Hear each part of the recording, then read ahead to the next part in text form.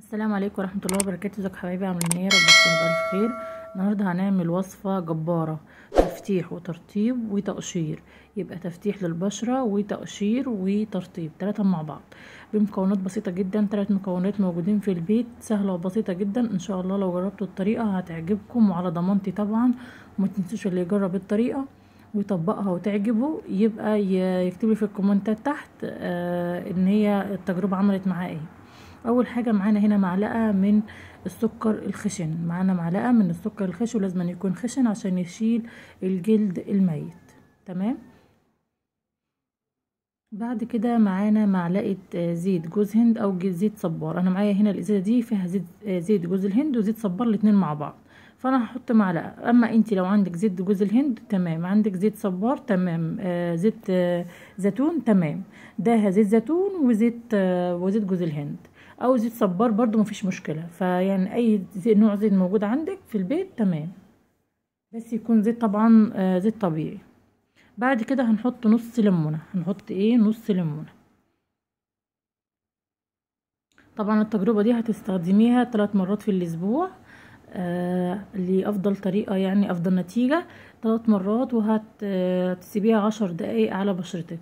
هقول لكم طبعا التفاصيل دلوقتي.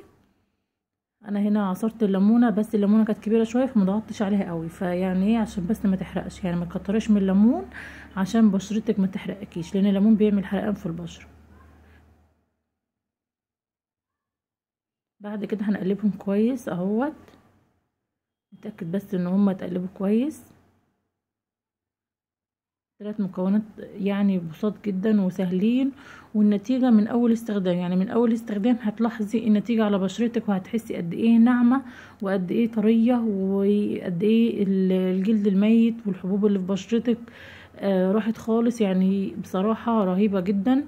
هتستخدموها ان شاء الله وهتدعولي، وما تنسوش تكتبولي في الكومنتات تحت اللي جربها عملت معاه ايه. بعد كده بقى هناخد شويه كده من الخليط اللي احنا عملناه على ايدينا كده. انا طبعا انا بجربه لكم على ايديا، بس ده طبعا للبشره للوش، للاماكن الحساسه، اي مكان حابه تستخدميه عليه. ده مقشر جامد جدا وتفتيح كمان. هتستخدميه 3 مرات في الاسبوع لمدة 10 دقايق. هتفركي بس كده بشرتك شوية وهتسيبيه لمدة 10 دقايق على بشرتك، وبعد كده هتشطفيه بمية دافية. ولو عندك اللي هو الغسول تغسلي بقى بيه، عشان ايه مكان يعني الزيوت اللي فيه طبعا.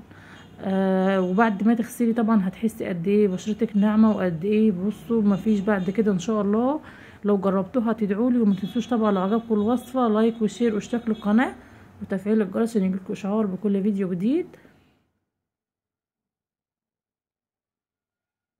وبكده نكون خلصنا الفيديو بتاع النهارده. ما تنسوش بقى الاشتراك في القناه.